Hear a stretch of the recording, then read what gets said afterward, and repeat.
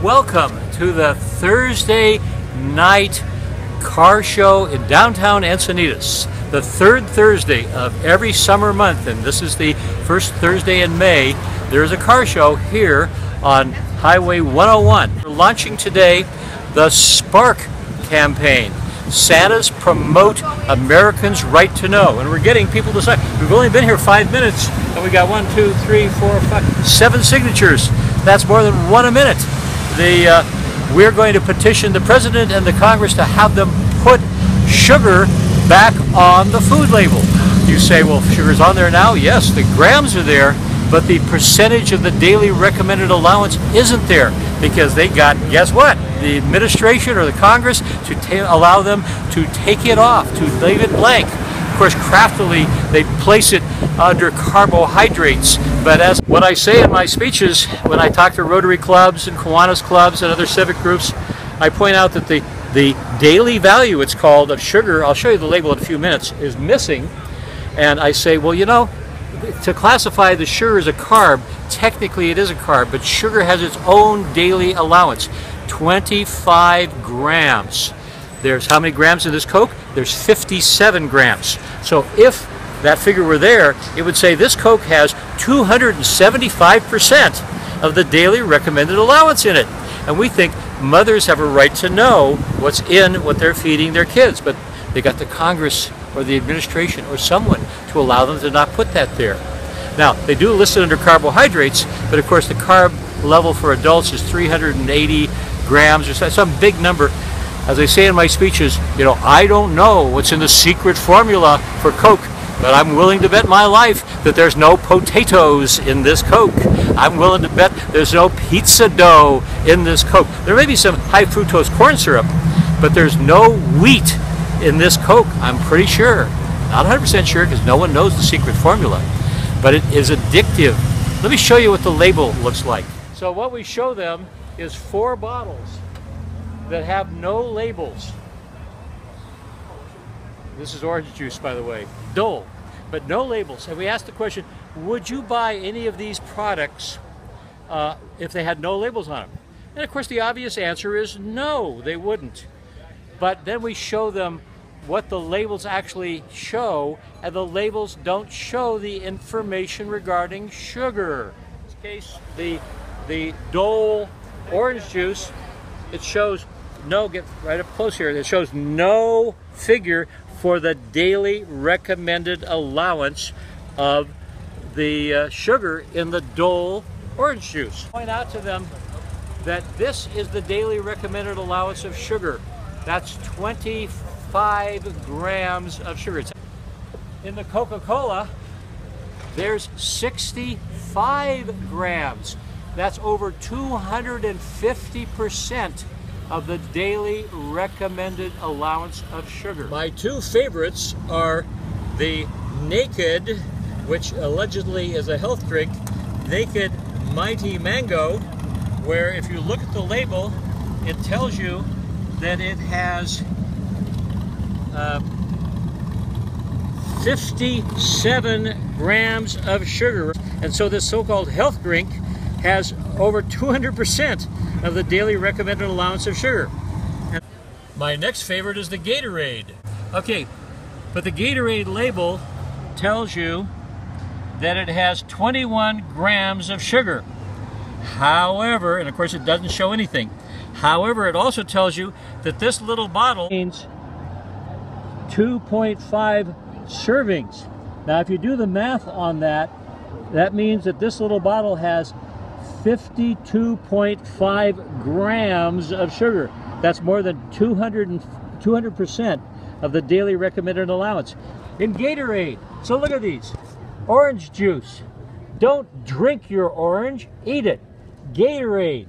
Don't ever drink it. Coca-Cola, heaven forbid. It's not the pause that refreshes, it's the pause that gives you diabetes. And Naked drink, their own label tells you the Mighty Mango. The Mighty Mango has 57 grams of sugar And if they were to have to disclose how much percentage, it would be over 200% of the daily recommended allowance of sugar. I want you to meet Coca-Cola's poster boy, because this is the guy who in 1931 they had as their first major Coca-Cola commercial, swilling the pause that refreshes. Now, you know, Coca-Cola deserves a round of applause for the marketing campaign. It's Mad Men. It's in America, if you advertise enough, you can sell Americans anything. And it's very appropriate that the last scene of Mad Men had a Coke commercial in it. But look at this guy. He's 350 pounds. This is type 2 diabetes on the hoof. Well, that was last month, and that was May. This is now June. In the last 30 days, a whole slayful of wonderful things have happened. The first is the number of real Santas, and most importantly, the Mrs. Clauses that have come forward has been outstanding. There's one Mrs. Claus who's in the San Diego club that I belong to, who took me aside a few weeks ago and said, you know what? Most people think SC stands for Santa Claus. But she said, you know what SC stands for? It stands for Santa Cares. And so from now on, SC stands for Santa Cares. What's that, me? No, the Mrs. Claus that gave me that tip had much longer hair. Oh. Well, I know who that was. I like her. The other thing that's happened in the last 30 days is the board of directors of the International Brotherhood of Real Bearded Santa passed a resolution. Here it is, that endorses what we're trying to do, what we, the Real Santas United to End Childhood Obesity, are trying to do. Let me read you part of it. It says, the International Brotherhood of Real Bearded Santas does hereby acknowledge the efforts of the Real Santas United to End Childhood Obesity, whose mission is to encourage healthy eating and sustainable living, resulting in children who are healthy, happy, and fit for life. Thanks, men, for your help. Now, I have to also acknowledge the efforts of the other Santa clubs, the first of whom was the Amalgamated Order, who made available food rule cards for their members at cost. I have 1,000 of them. And that was followed by the Fraternal Order, who produced kind of a cartoon version of the 3 food rules. At first, we thought this was a little hokey, but it turns out that it was very well accepted, and what was really wonderful was their new image of Santa. The mothers absolutely loved the new image of Santa. The International Brotherhood sent this to over 1,500 real bearded Santas.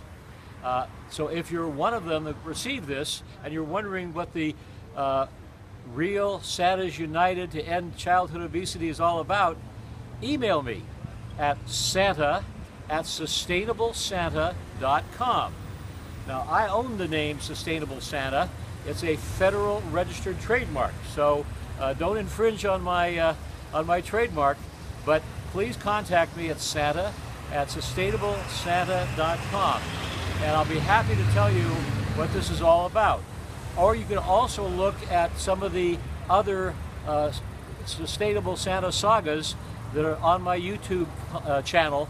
The one right in front of this one, which is Sustainable Santa Saga number 11, will tell you all about what the Real Santas United is all about. Now, this episode is getting fairly long, so we're going to go to episode 2 of Sustainable Santa Saga number 12, and we'll be down here. Gathering our petitions all the way through September. So there's probably going to be 3 or 4 episodes to Sustainable Santa Saga number 12. But for the moment, go to Sustainable Santa Saga number 12, episode 2.